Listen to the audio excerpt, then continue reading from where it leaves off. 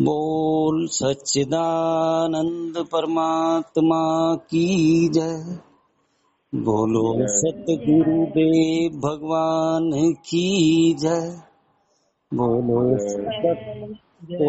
सत्य सनातन धर्म की जय। आज का प्रश्न है, परमात्म प्राप्ति से क्या तात्पर्य है?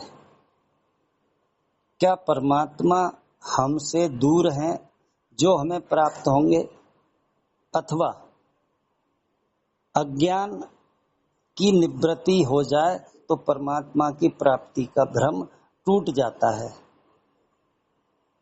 संत और शास्त्र तो यही कहते हैं कि परमात्मा का ज्ञान भर नहीं है हम आपको, जबकि परमात्मा हम आपको छोड़ ही नहीं सकते हैं। जैसे घड़े को मिट्टी का ज्ञान नहीं है, जबकि मिट्टी उसके अंग संग है, मिट्टी उसे छोड़ भी नहीं सकती है। परंतु हम आपको ऐसा ही भ्रम हो गया है, और भ्रम का कारण संत सद्गुरु जन कहते हैं कि यह जीव जन्मों जन्मों से संसार में भटकते भटकते अपने आप को भूल गया है कि मैं कौन हूं। सभी शास्त्र और संत हमें जगा रहे हैं कि तुम जग जाओ, पर हम जगना ही नहीं चाहते हैं।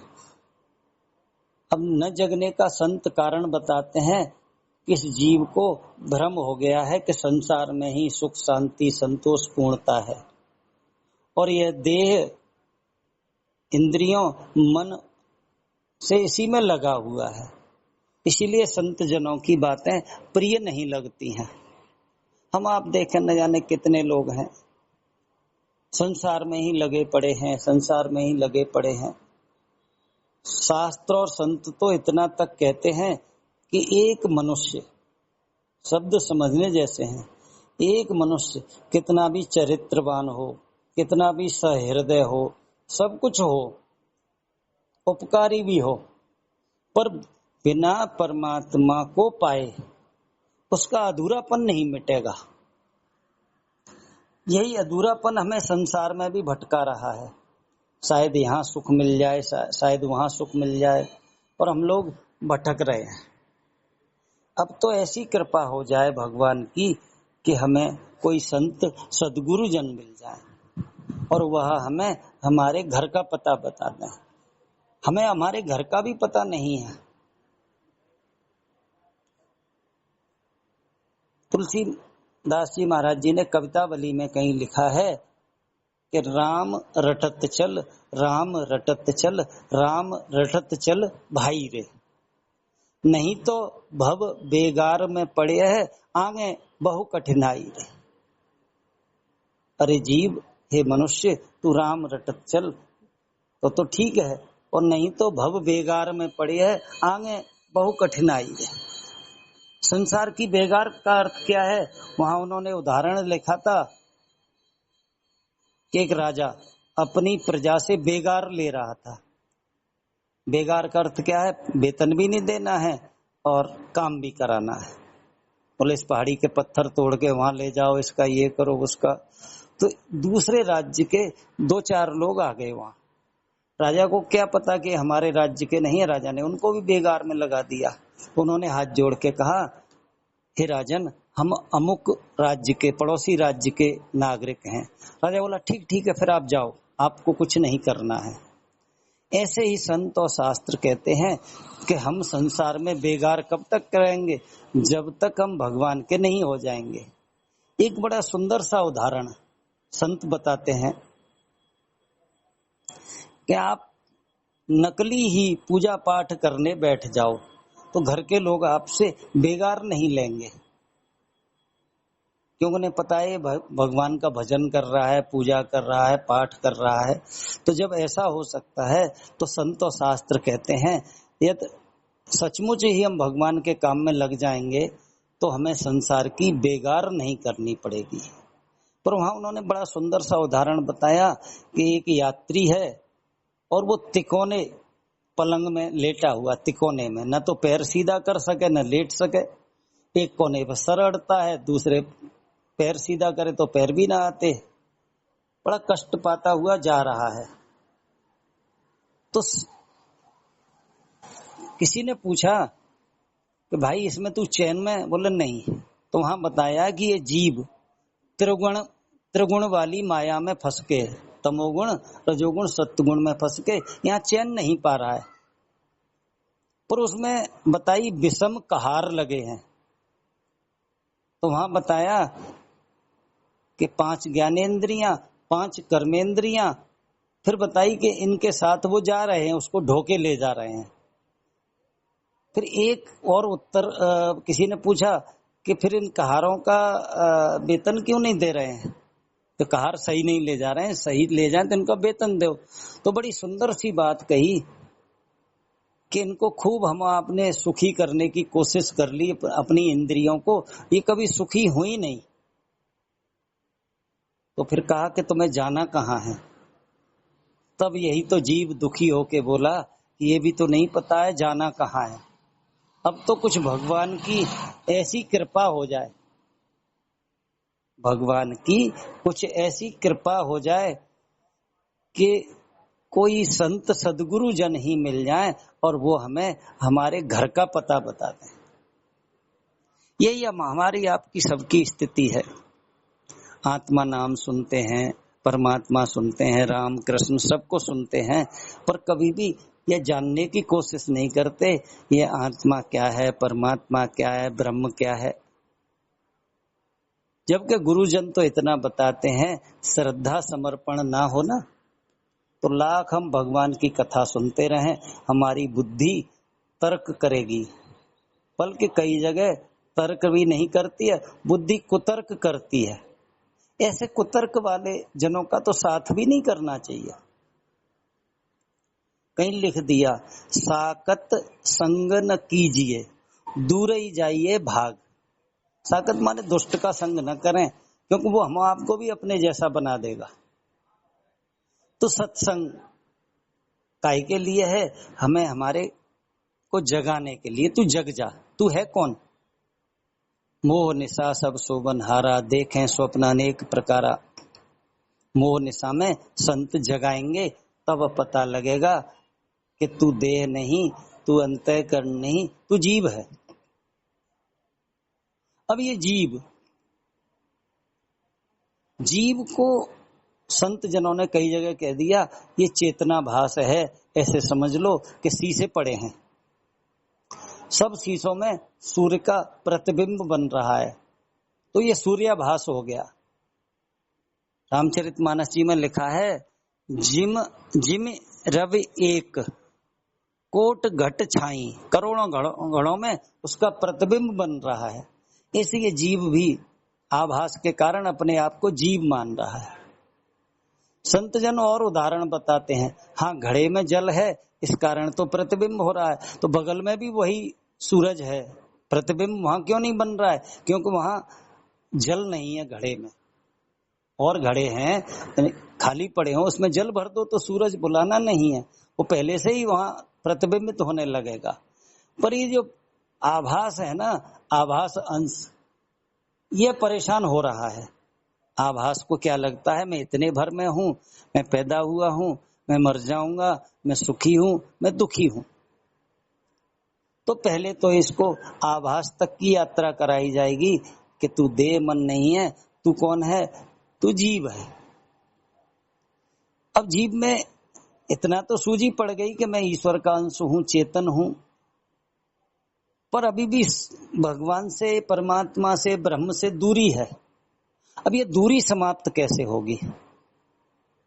संत और सदगुरु जन तो यही बताते हैं कि जीव जब संसार से विमुख होकर और गहराई में डूबेगा, डूबते डूबते डूबते डूबते एक स्थिति ऐसी आएगी, खोजत खोजत ऐसा खोज।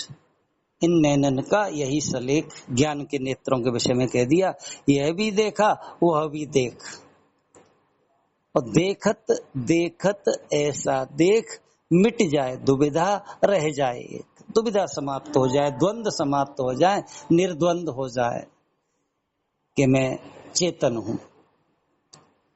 अभी आत्मा परमात्मा के विषय में भी संत जन थोड़ा स्पष्ट करना चाहते हैं कि हम जीवात्मा हैं, जीवात्मा है तो वो परमात्मा है।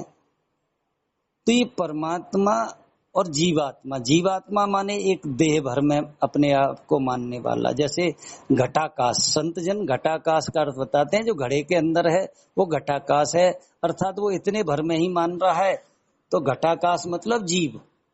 और एक बता दिया महाकाश, महाकाश शब्द बड़ा प्यारा है, जो एंडलेस है महाकाश, ऐसे ही उसको परमाकाश कह सकते हैं। और यहाँ परमात्मा कह दिया कि वो मैं जीवात्मा हूं और वो परमात्मा है। जब हम साधना के मार्ग पर डूबेंगे तो जब तक मैं जीवात्मा हूं, मैं सीमित हूं, तब तक वो परमात्मा है। पर एक स्थिति ऐसी आएगी, जीव का जीवपना बाधित हो गया तो उसका परमपना बाधित हो गया, एक आकाश ही बचा, जैसे एक आत्मा ही बचा। आत्मा ही जीव के कारण जीवात्मा था और आकाश के कारण, जैसे आकाशवत था, परम था, तो परमात्मा था। पर संत सदगुरु जन कहते हैं अंत तो गत्वा एक आत्मा ही सत्य है। वहां न परम बचा और न मेरा जीव भाव बचा, भीतर बाहर एक हो जानो, भीतर बाहर एक जानना है। और जिसने भी भीतर बाहर जान लिया वही कह पाया भीतर बाहर एक रस, जो चेतन भरपूर विभु नव समसो ब्रह्म है, नहीं नियरे नहीं दूर। जिसको भी ऐसा ज्ञान हो गया वो कह परमात्मा का अर्थ है कुछ मुझसे दूरी है उसकी, मैं जीवात्मा हूं और वो परमात्मा है। मेरा जीव भाव गल गया तो उसका परम भाव समाप्त हो गया, एक आत्मा ही बच गया। यहां तक पहुंचने तक हमारे मन में बड़े संशय होंगे, चेतन अलग है कि आत्मा अलग है कि परमात्मा अलग है कि ब्रह्म अलग है। जब तक मैं अहंकार में आबद्ध हूं, चाहे जीव भाव वाले भाव में, चाहे अंतःकरण वाले भाव में, चाहे देह वाले भाव में, तब तक मैं और तू का भेद रहेगा ही। देह से देह का भेद है। और जिस क्षण अभेद ज्ञान हो जाए तब पता लगेगा एक ही है जो सर्वत्र है, सदा है, सब में है, अनंत है, अखंड है। अब उसका नाम कुछ भी रख लो, नाम कुछ भी रख लो, कोई उसको चेतन कह सकता है, कोई आत्मा कह सकता है, कोई कह सकता है कि मुझे परमात्मा मिल गया। मिला तो पहले से ही था, वो चेतन कहीं खो थोड़ी गया था, सिर्फ अज्ञान के कारण हम भूल गए थे।